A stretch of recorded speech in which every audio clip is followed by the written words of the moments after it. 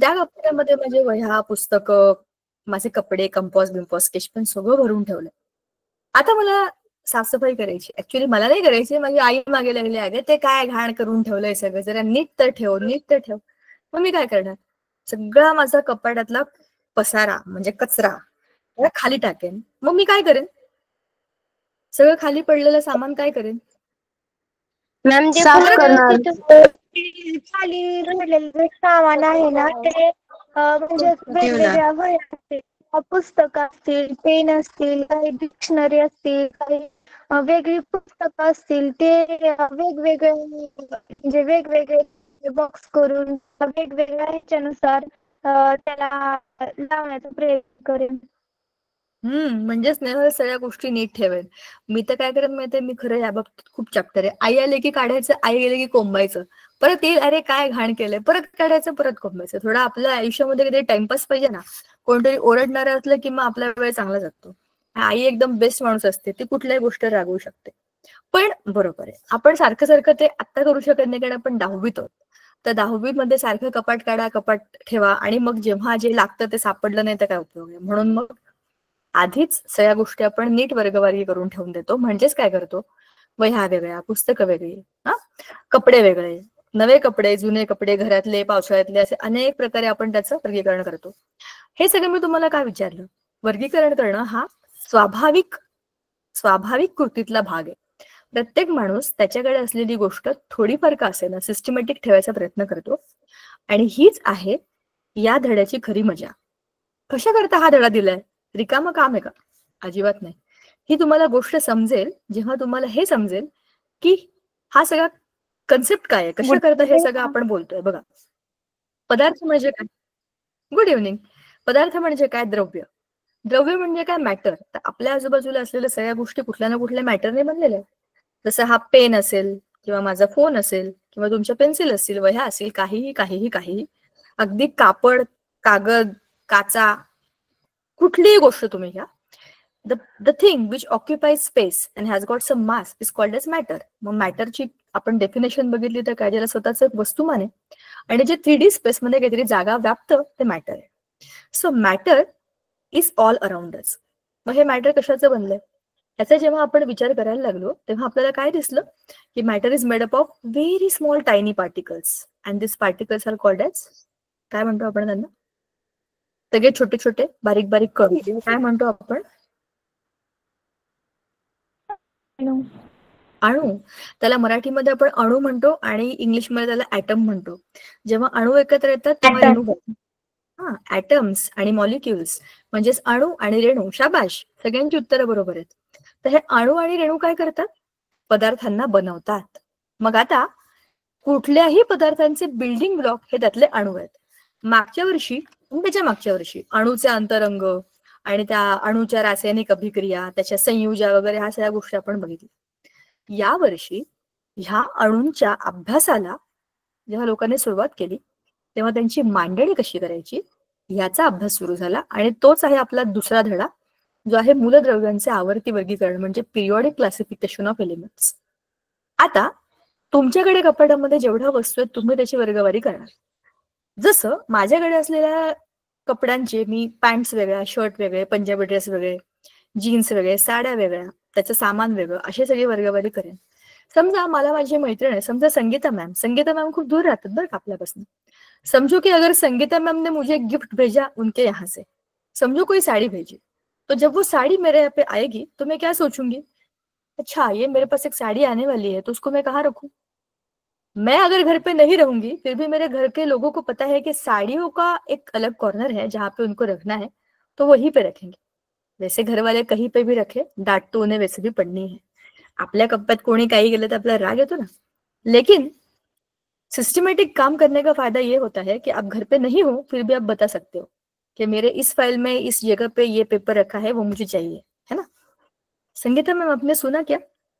वैसे सीरियसली लेने की जरूरत नहीं है, बस आपको मैंने एग्जाम्पल में डाल दिया था की आपण प्रेडिक्ट करू शकतो की समोरनं आलेली गोष्ट मी कुठे ठेवू शकते, बरोबर ना.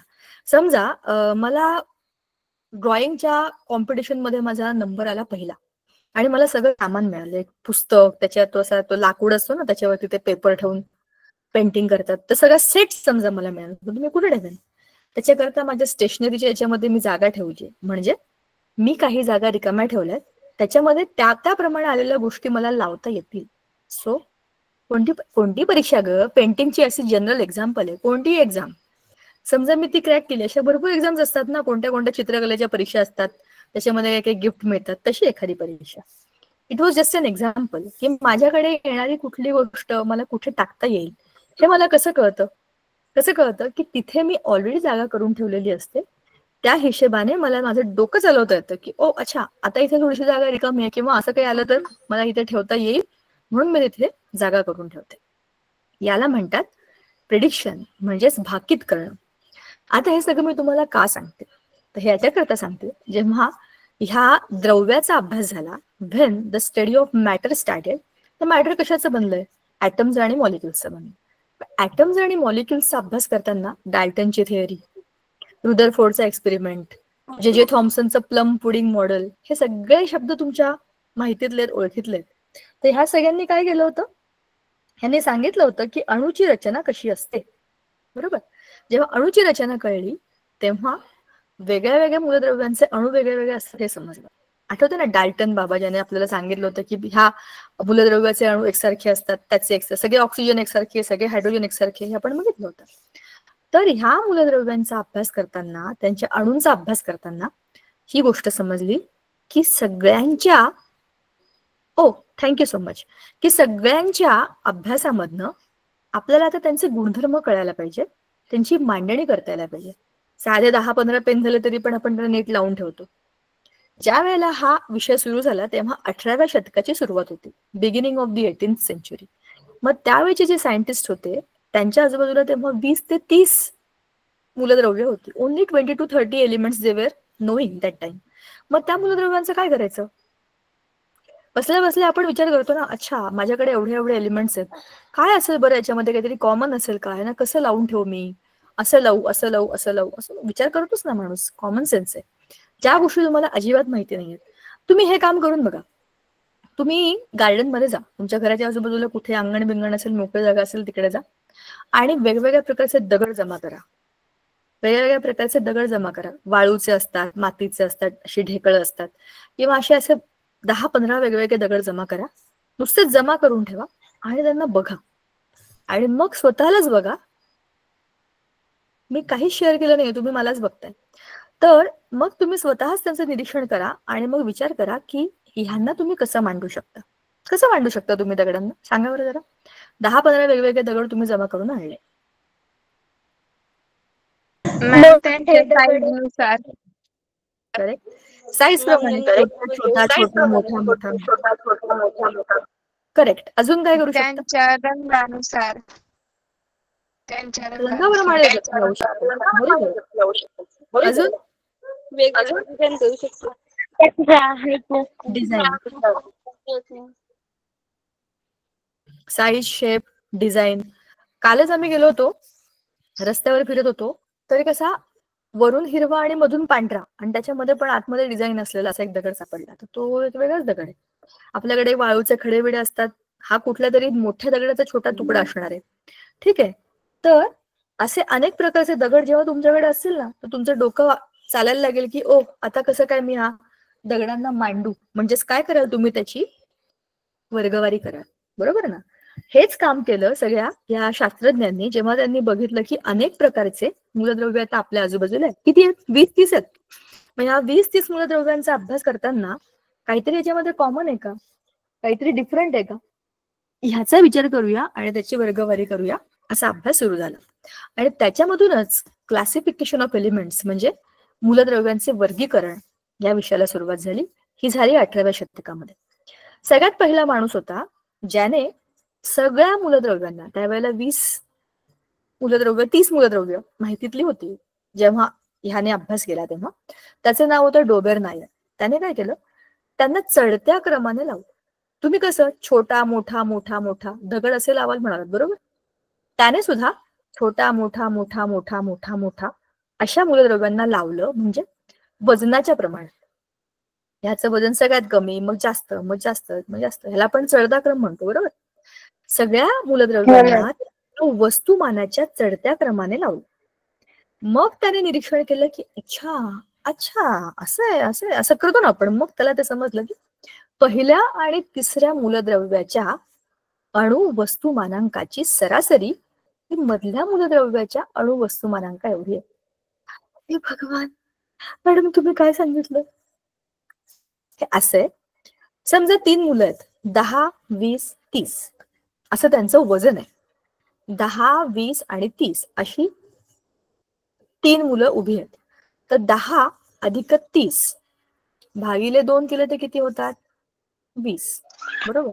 20. म्हणजे मधल्या मुलाचं वजन हे पहिल्या आणि तिसऱ्या मुलाच्या वजनाची सरासरी आहे की नाही? हो मॅम. तेच डोबरनायरची त्रिक म्हणजे डोबरनायर्स ट्रायड म्हणजेच हे आहे. आता हे काय आहे अणु वस्तुमानांक अणुअंक? चला आपण सोपं उदाहरण घेऊन समजूया. आपल्या वर्गामध्ये 40 मुलं समजा. आपल्या शाळेमध्ये कधी 40 मुलं नसतात, 60, 70, 80, 80 वगैरे असतात. हो ना? तुमच्या शाळेमध्ये तुमच्या वर्गामध्ये एवढीच मुलं आहेत ना? का कमी आहेत? आमच्या क्लासमध्ये 42 आहेत. कमी आहेत मग. 80 आहेत आमच्या वर्गामध्ये. 80 नॉर्मल आमच्या नंबर. वर्गात तुमच्या वर्गात किती आहे? 80 हा एकदम नॉर्मल नंबर. मॅम आमच्या वर्गात 80 विद्यार्थी आहेत. I know that. आमच्या इकडे तर एक शाळा आहे, तिथे 9वीच्या वर्गामध्ये 110 मुलं आहेत. तर 2 तुकड्या एकत्र असतात तिथे. आणि मागच्या वर्षी जेव्हा मी तिथे जायचे तर तिथली 8वीच्या 2 तुकड्या एकत्र करून संख्या होती 99. म्हटलं 99? तुम्ही तर कौरवांना एक कमी आहे. आणा कोणाला तरी एकाला पकडून म्हणजे 100चा वर्ग होईल तुमचा. सांगायचा मुद्दा एवढी विद्यार्थी संख्या ठीक आहे ना, 50-60 ठीक आहे मॅनेजेबल आहे, पण 80, 90, 100 सांगायचा मुद्दा एवढे विद्यार्थी. पण आपण आपलं सोपं सोपं काम करूया. आता आपण आपल्या रोल नंबरवर यायचंय म्हणून मी हे उदाहरण घेतलं. समजा 40 मुलं, 1 ते 40 मुलांना मी सांगितलं तर तुम्ही तुमच्या रोल नंबर प्रमाणे एकेकाने माझ्याकडे या, मला तुमची ओरल घ्यायची असते ना. आपल्या शाळेमध्ये तोंडी परीक्षा असते ना, तसं ह्या सगळ्यांना एका रांगेमध्ये उभं केलं, एकेकाला बोलवलं. Roll number 1, roll number 2, roll number 3, असे एका रांगेत उभे आहेत ना. पण हे त्यांचे रोल नंबर वेगळे आणि त्यांचे स्वतःचं वजन वेगळं. अणु अंक म्हणजे प्रत्येक अणुचा अंक, त्याचा रोल नंबर. कशातला? पिरियॉडिक टेबल मध्ये. तर हे पिरियॉडिक टेबल म्हणजे काय? आवर्त सारणी. ती म्हणजे काय? पुढे येणारच आहे.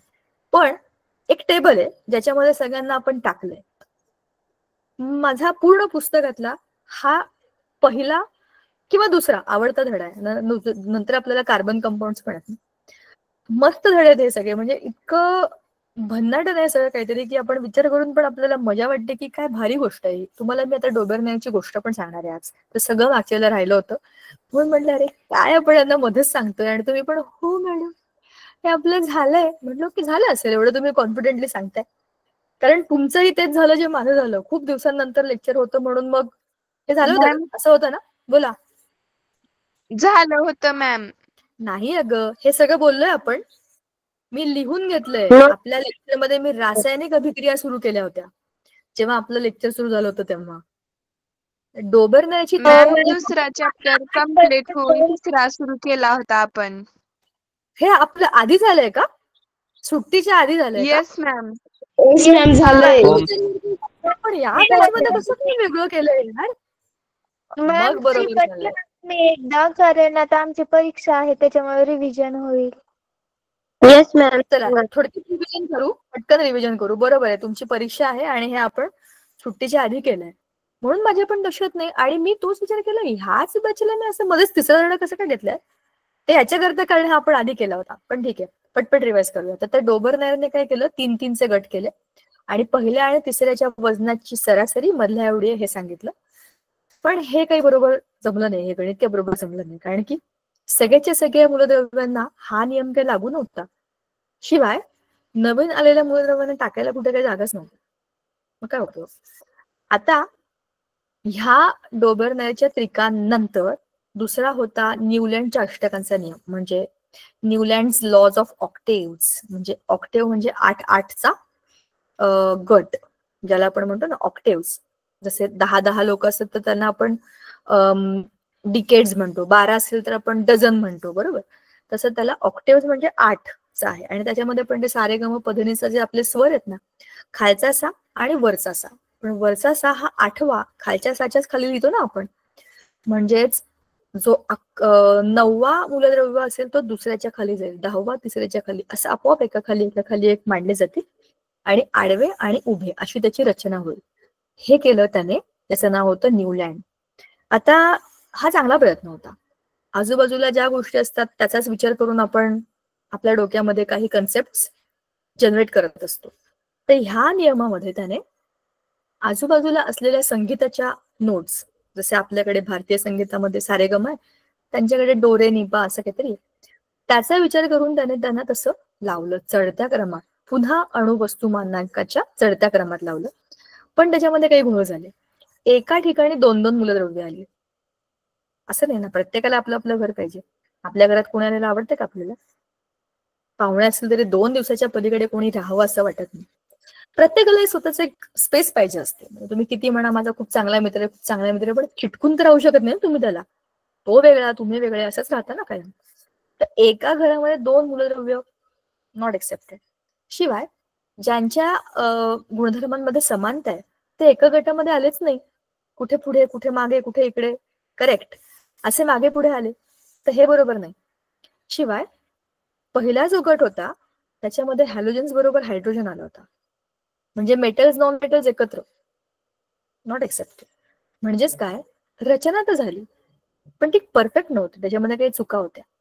मग ह्या प्रॉब्लेमचं सोल्युशन काढलं आपल्या दिमित्री मेंडेलिव्हज.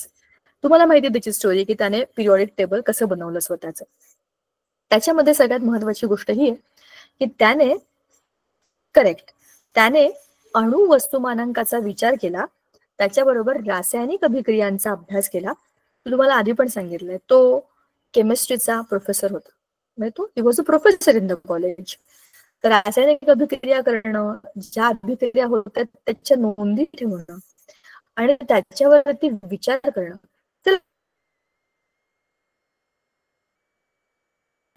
आज असाच मी एक पॉडकास्ट ऐकत होते एका आयुर्वेदिक डॉक्टरचा. जनरल डिस्कशन होतं की आयुर्वेद जास्त चांगलं आहे का ॲलोपॅथी जास्त चांगली आहे. त्याचं म्हणणं असं होतं की जे आयुर्वेदिक डॉक्टर आहेत, तुमच्यापैकी जे कोणी पुढे जाऊन डॉक्टर होणार आहे किंवा काय होणार आहे, त्याचा मुद्दा मला खूप आवडला. त्याने काय सांगितलं की तुम्ही जे काही कराल, ज्या ज्या पेशंटला जी जी ट्रीटमेंट आहे, त्याचे जे जे काही रिझल्ट येतील, त्याचा तुमच्याकडे स्वतःकडे एक स्टडी पाहिजे. माझा स्वतःचा अभ्यास, की माझ्याकडे एक पेशंट आला, समजा मी डॉक्टर आहे, माझ्याकडे पेशंट कोण आला, पूजा, इथे समोर एक नाव दिसतंय पूजा, ती माझ्याकडे आली, समजा साधी सर्दी खोकला ताप आहे, त्याच्यावरती सर मी डॉक्टर आहे तर मी तिला हे हे हे हे औषध दिलं. एक 8-10 दिवसांनंतर ते आपल्याला परत दाखवायला येतं जनरली की डॉक्टर हे असं हे मला आता असं बरं वाटतंय पण मला हे होतंय, काही होऊ शकतं. नाही झालं तर 8 दिवसांनंतर ती आलेली आहे म्हणजे बहुतेक ती बरी झाली. ते तुम्ही तुमच्याकडे तुमचा स्टडी लिहू शकता किंवा तिला माझी ट्रीटमेंट आवडली नाही, दोन्ही गोष्टी असू शकतात. तर तुमच्याकडे असलेले रिसेप्शनिस्टला तुम्ही सांगू शकता. म्हणजे मी फोन करायला सांगेन, काय ग ती का नाही आली तिला विचार. माझ्याकडे रिसेप्शनिस्ट जी कोणी असेल तिला मी सांगेन ना, पूजा का नाही आली, तिचा आज होती व्हिजिट. मग तिने फोन करून विचारलं तर समजा पूजा म्हणाली की मला बरं वाटतंय मी येणार नाही, म्हणजे मी दिलेली औषधं लागू पडली. हा माझा स्टडी आहे. आता असाच पेशंट माझ्याकडे पुन्हा आला तर मला रेफरन्सला हे घेता येतं की नाही. महिन्याच्या शेवटी अशा आजाराचे, सर्दी खोकला तापाची माझ्याकडे 50 लोक आली होती. हा माझा स्टडी आहे. मग वर्षभराच्या याच्यामध्ये जानेवारी, फेब्रुवारी, मार्च, एप्रिल, डिसेंबर पर्यंत ह्या महिन्यामध्ये एवढे पेशंट जास्त होते, ह्या महिन्यामध्ये ह्या त्रासाचे पेशंट जास्त. मी खूप जास्त छान डॉक्टर आहे. ठीक आहे, तर थँक्यू. पण मी माहितीये का, मी जेव्हा शाळेत होते तेव्हा माझ्या बाबांना असं फार वाटत होतं मी डॉक्टर व्हावं. मलाही असं वाटत होतं की मी डॉक्टर व्हावं.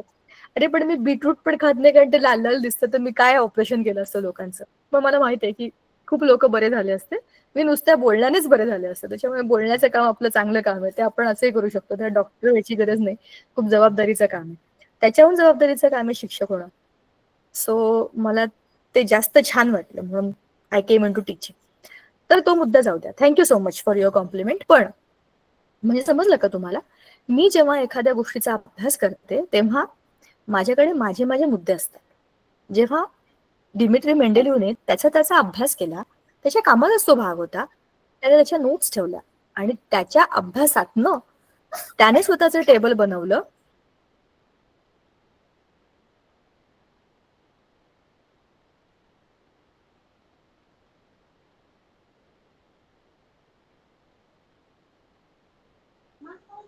मॅम तुम्ही म्यूट केलं.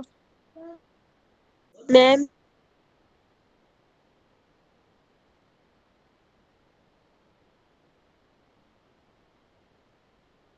हा सॉरी, थोडा वेळ आता कॅमेरा मी बंद करते. तर हा असा त्याने केलेल्या अभ्यासाचा, त्याने जो स्वतःकडे ठेवलेला स्टडी होता, त्याच्यातनं त्याने त्यांच्या रासायनिक अभिक्रियांची पण मांडणी केली.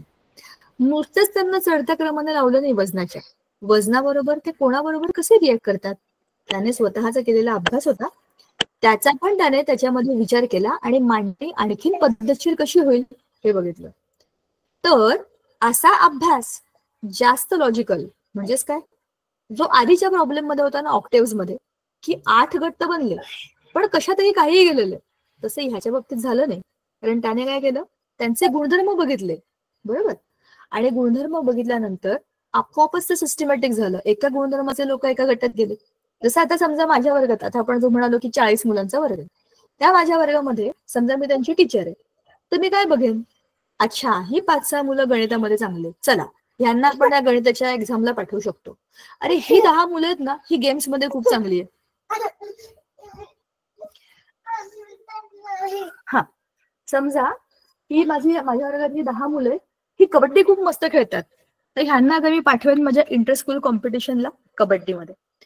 बाकीची ही 3-4 मुलं आहेत ना, ही चित्र खूप छान काढतात, तर ह्यांना आपण बोर्ड डेकोरेशनला लावूया. म्हणजे आपण काय करतो, एका गुणधर्माच्या एका लोकांना एकत्र करतो, त्यांची पॉवर वाढते ना. जेव्हा असे लोक एकत्र टीमवर्क करतात तेव्हा ते जास्त चांगलं काम होतं. सो हेच काम डिमिट्रीने केलं. एका गटातले सगळे एकसारखे आणि चढता वजनाचा क्रम तर होताच. म्हणजे 2 गोष्टी अपील झाल्या, मागच्या ऑक्टेव्ह मधल्या ज्या चुका होत्या त्या रिपेअर झाल्या आणि आताच्या नवीन मांडणीमध्ये सगळ्या गोष्टी एकसारख्या, जशा हव्या तशा, त्यात काही चुका नाही अशा आल्या. तरी पण काही काही गोष्टी सुटल्या. कुठलंच काम परफेक्ट नसतं. तुम्ही कपाट किती चांगला आवरा, आई म्हणाली हे काय केलंय, हे इथंच काय ठेवलंय, ते तिथंच काय ठेवलंय, तुम्हाला वाटतं कशाला मी हे काम केलं, होतच ना. पण विज्ञानाच्या प्रयोगांमध्ये कुठलीही गोष्ट चूक नसते आणि कमी नसते. ह्या गोष्टीमुळे नवा मुद्दा समोर आला की आता काय काय अडचणी आहेत. अडचणी अशी होती की हायड्रोजन इकडे का तिकडे हे माहीत नव्हतं. राजवायू नंतर आले, पण ऍक्च्युली हा प्लस पॉइंट आहे त्याचा. राजवायू नंतर शोधले गेले, पण त्याने त्याच्या जुन्या मांडणीमध्ये कोणताच बदल केला नाही. एक नवा गटच्या गटात 0 ग्रुप ऍड करून टाकला. मेंडेलिव्हच्या पिरियडिक टेबलमध्ये एक नवा गट ऍड केला जो होता 18 ग्रुप, म्हणजेच राजवायू, म्हणजेच आपला नोबल गॅसेस. आणखीन त्याच्यामध्ये एक प्रॉब्लेम असा होता की चढत्या अणुवस्तुमानांकामुळे लावल्यामुळे मधल्या, कारण ह्याच्यामध्ये काही सिक्वेन्स नाहीये ना, 9 नंतर 12 आहे, 12 नंतर 14 आहे, आधीमध्ये मूलद्रव्य असेल नसेल तुम्हाला काय माहिती. त्याच्या पॉझिटिव्ह मध्ये त्याने 3 एलिमेंट जे शोधले नव्हते त्यांना प्रिडिक्ट केलं होतं की हे असे असतील, हे असे असतील, हे असे असतील, ही नावं असतील, असं वजन असेल, तर सगळं परफेक्ट बसलं. हा त्याच्या पॉझिटिव्ह मधला मुद्दा आहे. पण हाच निगेटिव्ह मधला मुद्दा पण आहे. बाकीच्या खालच्या जड मूलद्रव्यांच्या बाबतीत काय करणार तुम्ही, मध्ये किती जागा रिकाम्या सोडणार, त्याला काही चेक नाहीये की ह्या दोघांच्या मध्ये एकच असेल किंवा नसेलच, यू कॅन्ट से. हा एक मुद्दा होता.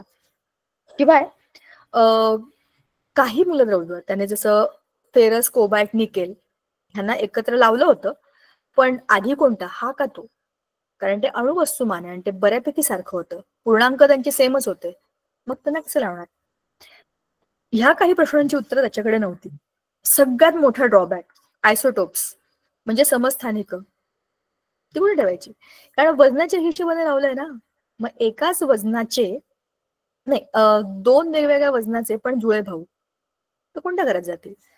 म्हणजे त्याच घरात छोटी घरं करायची का त्याला वेगळंच घर द्यायचं, याच्यावरती काही उत्तर नव्हतं. म्हणजे सांगायचा मुद्दा, अभ्यास तर झाला होता, मॉडेल पण आलं होतं, पण त्यात काही त्रुटी होत्या. मग त्या सुधारल्या आपल्या मॉडर्न पिरियडिक टेबलमध्ये, ज्याच्यामध्ये आपण अणु अंकाचा अभ्यास केला आणि अणुवस्तुमानांक हा मुद्दा सोडून दिला. त्याच्यामध्ये सगळ्यात महत्वाची गोष्ट ही आहे की डावीकडून उजवीकडे, वरून खाली कितनी दूरी पर है प्लीज बताइए. अरे ये गूगल कीजिए भाई, आपको डिस्टेंस किलोमीटर में भी आ जाएगा उसमें. वो चांद और धरती का कैलकुलेशन आपला टॉपिक नाही आहे का.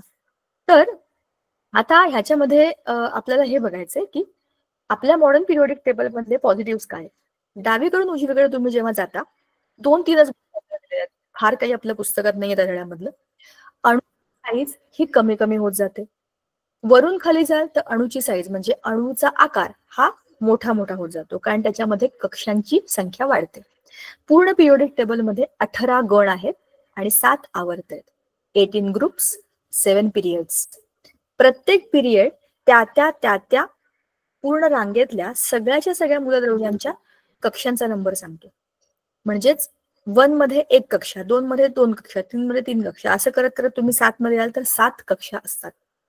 1, 2 म्हणजे एस ब्लॉक मधले पहिले अल्कली आणि अल्कलाईन अर्थ हे मेटल्स आहेत, स्ट्रॉंग मेटल्स आहेत. मध्ये डी ब्लॉक आहे, डी ब्लॉक सगळे ट्रान्झिशन एलिमेंट्स आहेत. पी ब्लॉक ही एक अशी सोसायटी आहे ज्याच्यामध्ये सगळ्या प्रकारचे लोक राहतात. सुखी लोक, दुःखी लोक, भांडकुदळ लोक सगळे एकत्र. पी ब्लॉक मधले मेटल्स, नॉन मेटल्स, मेटलॉइड्स, राजवायू सगळे एकत्र आहेत. हा स्पेशल ग्रुप आहे. पी ब्लॉक मध्ये बघा ना तुम्ही धातू, अधातू, धातू, अधातू, धातू सदृश आणि त्याच्यानंतर तिकडे कोपऱ्यामध्ये आहेत नोबल गॅसेस, सगळे एकत्र आहेत. खालच्या बाजूला 2 पट्ट्या आहेत, लालूची पट्टी आणि ऍक्टिनाइड सिरीज. तर ते कोण आहेत? ते एफ ब्लॉक एलिमेंट्स आहेत. आणि त्याच्यामध्ये पण खालचे जे ऍक्टिनाइड्स आहेत ते रेडिओ ऍक्टिव्ह एलिमेंट्स आहेत, सगळे हेवी एलिमेंट्स आहेत. असा ह्याचं जे ही जी रचना आहे ते पिरियोडिक टेबल आहे. म्हणजेच वरून खाली येताना तुमच्या अणूंच्या आकारामध्ये वाढ होईल, कारण कक्षा वाढतील.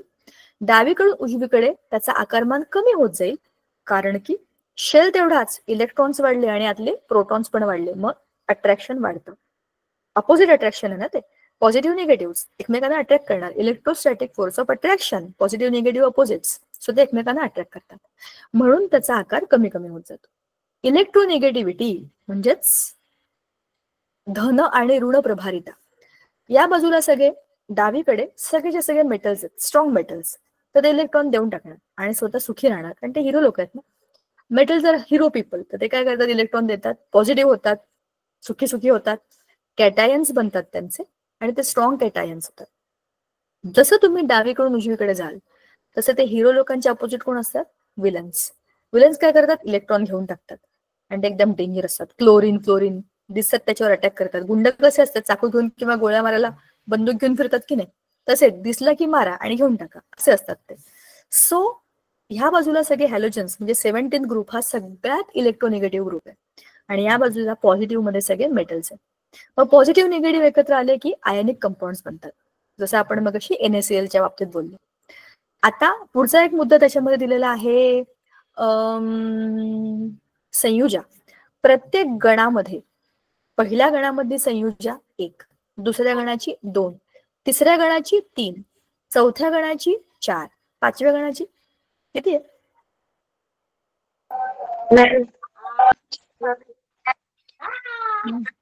पाचव्या गणामधले संयुज इलेक्ट्रॉन संख्या 5 आहे, पण संयुज 3 आहे. संयुजा 3. बरोबर ना. बॅलन्स संयुज हे 3, असेल 5 आणि मॅम. 3 8. मॅम एक क्वेश्चन था. अष्टक पूर्ण करण्याकरता लागतात तेवढे. बोलिये मॅम उत्कलांक, द्रवणांक आणि घनता म्हणजे काय? काय काय काय काय उत्कलांक आणि द्रवणांक म्हणजे काय? उत्कलनांक आणि द्रवणांक म्हणजे काय? हा, म्हणजे हे शब्द आहेत ना, मला शब्द नीट ऐकू नाही आले. 5 मिनिट. उत्कलनांक म्हणजे तो टेम्परेचर ज्याच्यावरती एखादा द्रव पदार्थ उकळतो. उदाहरणार्थ पाणी. पाणी हे लिक्विड आहे, तर 100 डिग्रीला पाणी उकळायला सुरुवात होते, त्याला त्या पाण्याचा उत्कलनांक म्हणतात. द्रवणांक म्हणजे ज्या टेम्परेचरला सॉलिडचं लिक्विडमध्ये कन्व्हर्जन होतं.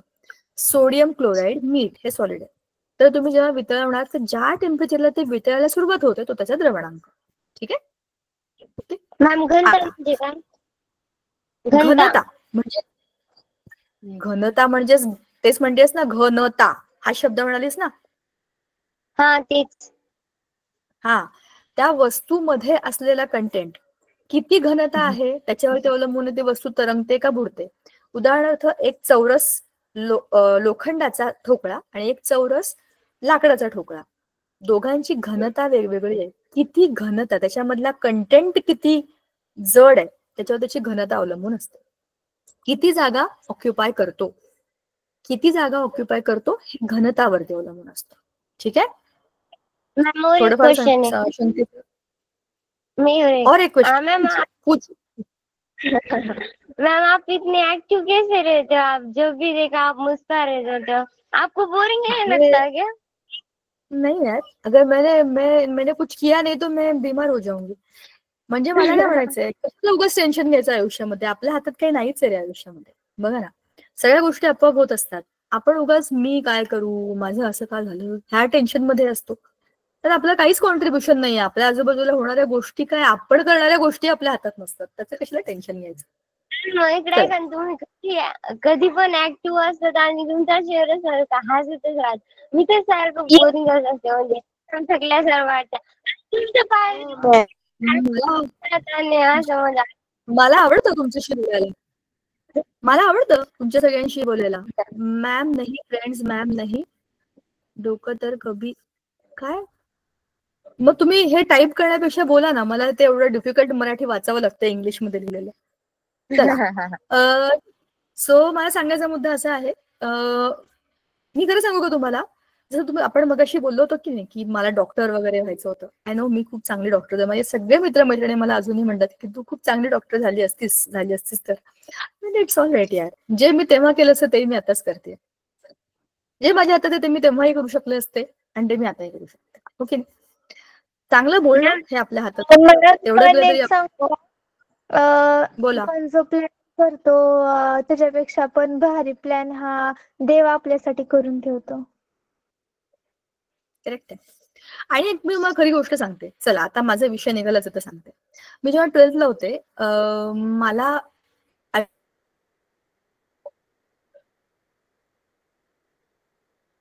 आयुर्वेदिक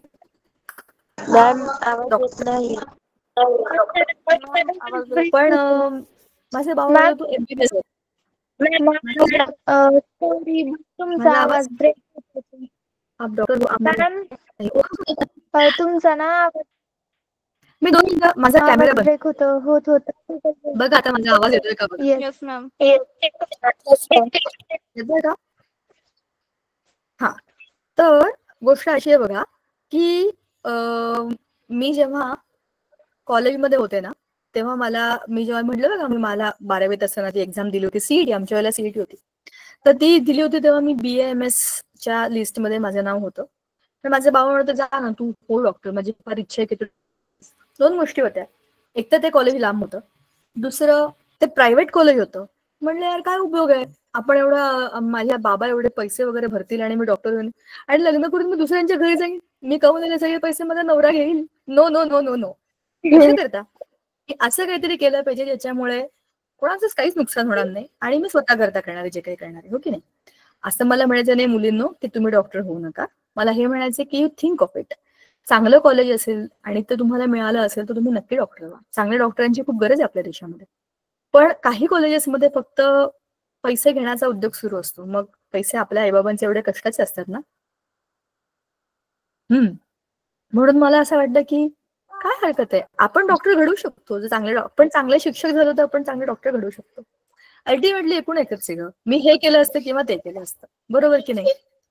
तर हा जो मुद्दा होता त्याच्यामुळे मी म्हटलं जाऊ दे, ठीक आहे, आपण आपलं मस्त केमिस्ट्री घेऊया आणि कॉलेज करूया. आणि माझं कॉलेज खूप चांगलं होतं. टॉप 20 कॉलेज मुंबईतलं जे आहे त्यातल्या एका कॉलेजमध्ये मी होते. सो आमचं कॉलेज खूप चांगलं होतं, आमचे टीचर्स खूप चांगले होते, माझी शाळा खूप चांगली होती. आणि हे सगळं लागायला भाग्य असतं. तर आपल्याकडे एवढ्या चांगल्या गोष्टी जर देवाने दिल्यात तर मग आपण काय चांगलं करतो, तिथून आपली स्टोरी सुरू होते ना. मग आपण काहीतरी चांगलं करावं ज्याच्यामुळे कोणाला तरी काहीतरी चांगलं देता येईल. आपल्याकडे जे तेच आपण देणार ना लोकांना. जो चांगलेपणा मला मिळाला थोडासा, तो मी कोणाला तरी दिला, तर तिथेच माझा रोल आहे असा मी विचार केला. सो माझे सगळे प्लॅन भोवती फिरते. बोला मॅम, तुमचे विचार खूप चांगले आहेत. खरंच तुमच्याकडून खूप काही शिकायला मिळते. ठीक आहे, थँक्यू सो मच. पण मुलींना प्रॅक्टिकल विचार करावा आणि मुलांना तुम्ही सुद्धा आपल्या आयुष्यामध्ये. मी कोणत्या शाळेत शिकवतात. शाळेत मी बऱ्याच शाळांमध्ये लेक्चर घेते. मी भरपूर वेगवेगळ्या गोष्टी करत असते आयुष्यामध्ये. म्हणजे teaching is my passion. But teaching is not my only profession. मी भरपूर गोष्टी करते आयुष्यात, म्हणजे ज्याच्यामुळे आपल्याला आनंद मिळतो त्या सगळ्या गोष्टी करायच्या. हे मी ठरवून टाकले. आयुष्य किती मोठे माहित नाही ना आपल्याला, मग शिवाय दुःखात जगायचं. जे जे चांगलं आहे, जे आपल्याकडे आहे ते सगळं आपण द्यायचं. मॅम जे खरंच तुम्ही खरंच. पण आता आपण आपल्या मुद्द्याकडे येऊ. मला माहितीये की तुम्हाला सगळ्यांना खूप छान वाटतं माझ्याशी बोलून. मला तर खूप आवडतं तुमच्याशी गप्पा मारायला. तुम्ही सगळ्यात सेन्सिबल मुलं आहात. 10वीतली मुलं सगळ्यात शहाणी सेन्सिबल मुलं आहेत, आणि गेली 2-3 वर्ष आपण एकमेकांना ओळखतो, त्याच्यामुळे मी तुमच्याशी कुठल्याही गोष्टी बोलू शकते. आणि आता आपण मोठे झालोय, तिघही एकत्र मोठे झालोय, एकत्रित 3 वर्ष जवळपास. सो आपण एकमेकांशी भरपूर गोष्टी बोलू शकतो. शाबाश.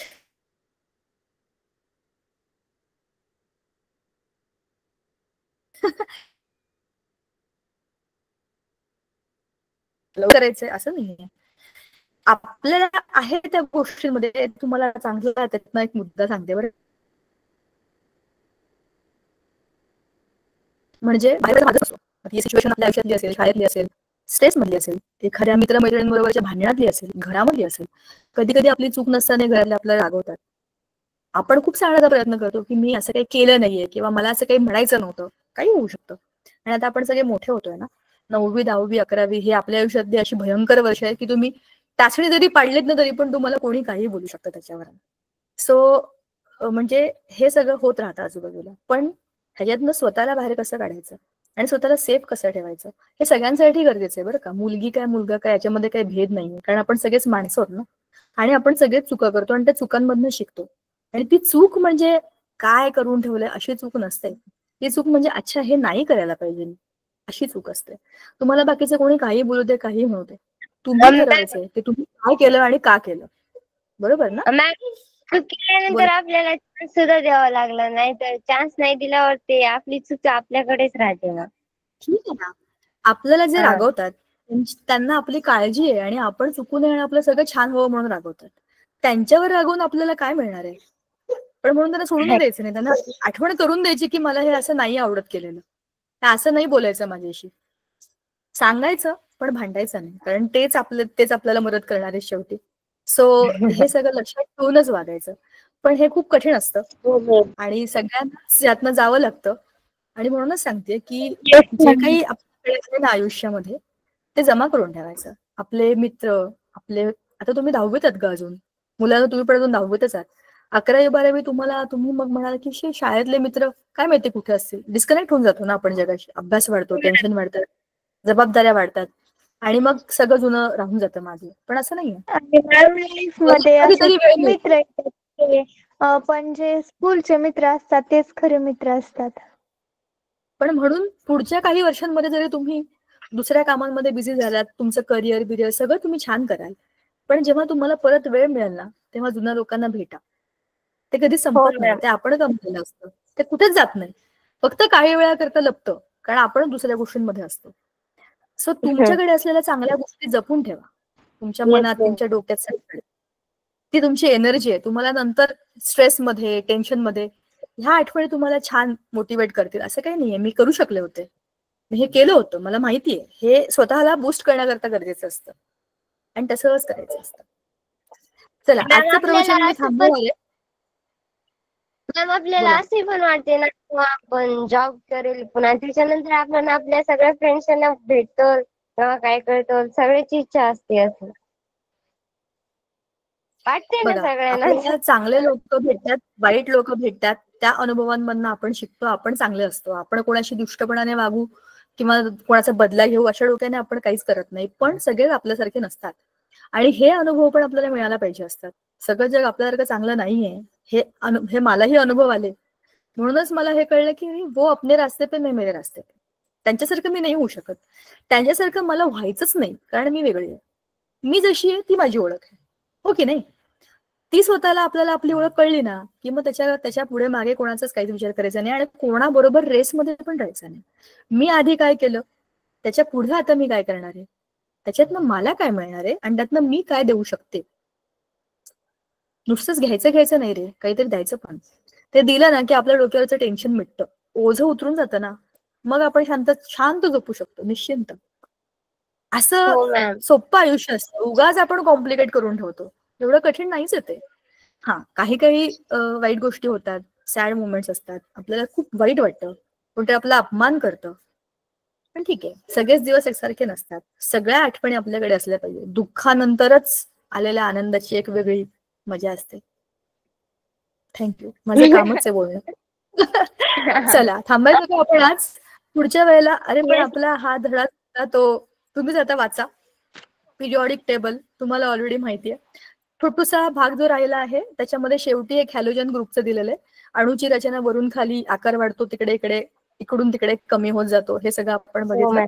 या बाजूला धातू आहेत, या बाजूला अधातू आहेत, मध्ये धातू सदृश आहेत. आणि काही काही त्यातले इंटरेस्टिंग पण धातू आहेत, खाली रेडिओ ऍक्टिव्ह धातू आहेत. तुम्हाला सगळंच माहिती आहे. आपण सगळं आधी पण बोललोय. फास्ट फॉरवर्ड मध्ये आपण धडा पण बघितला. पुढच्या वेळेला आपण खरंच रासायनिक अभिक्रिया करूया. आणि तुमच्या परीक्षेकरता बेस्ट ऑफ लक. छान पेपर लिहा. आणि जे लिहिताय त्या लोकांना वाचता येईल असं अक्षर काढा. ठीक आहे, चलो बाय बाय. भेटूया पुढच्या वेळेला. Good night. Bye. Thank you ma'am. Bye. Bye. Ma'am good night.